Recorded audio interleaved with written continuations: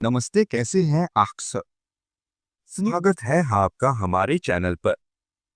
आप सभी का बहुत बहुत स्वागत है आज की इस नई वीडियो में।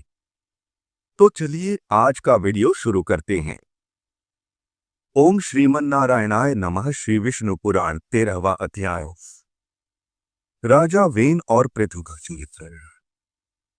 श्री पराशर जी बोले, हे मैत्रेय, ध्रुव से उसकी पत्नी ने शिष्टि और भव्य को उत्पन्न किया और भव्य से शंभु का जन्म हुआ तथा शिष्टि के द्वारा उसकी पत्नी सुच्छाया ने रिपु, रिपुंजय, विप्रथ, वृकल और वृक्तेजा नामक 5 निष्पाप पुत्र उत्पन्न किए।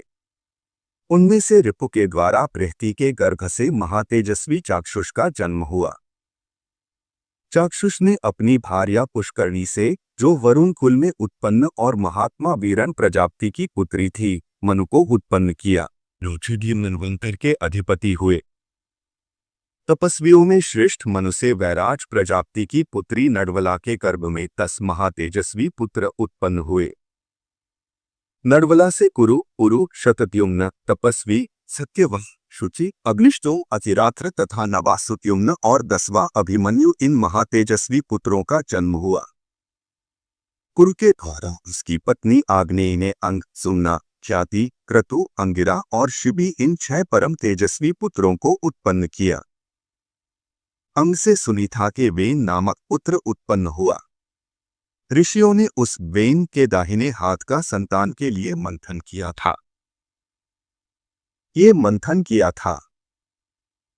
हे महामुने, वेन के हाथ का मंथन करने पर उससे वैन्य नामक महीपाल उत्पन्न हुए, जो पृथु नाम से विख्यात है और जिन्होंने प्रजा के हित के लिए पूर्व काल में पृथ्वी को तुहा था। श्री मैत्रेय जी बोले, हे मुनिश्रेष्ठ, परमर्षियों ने वेन के हाथ को क्यों मथा जिससे महापराक्रमी पृथु का जन्म हुआ। श्री पराशर जी बोले, हे मुने, मृत्यु की सुनीता नाम वाली जो प्रथम पुत्री थी, वह अंग को पत्नी रूप से दी या ही गई थी। उसी से वेन का जन्म हुआ। हे मैत्रेय, क्योंकि कन्या का पुत्र अपने मातामह नाना के दोष से स्वभाव से ही दुष्ट प्रकृति हुआ। उस वेन का जिस समय महर्षियों द्वारा राजपद पर अभिषेक हुआ, उसी समय उस पृथ्वी ने संसार भर में यह घोषणा कर दी कि भगवान, यह पुरुष मैं ही हूँ। मुझसे अतिरिक्त यज्ञ का भोक्ता और स्वामी हो कौन सकता है। इसलिए कभी कोई यज्ञ, दान और हवन आदि न करे।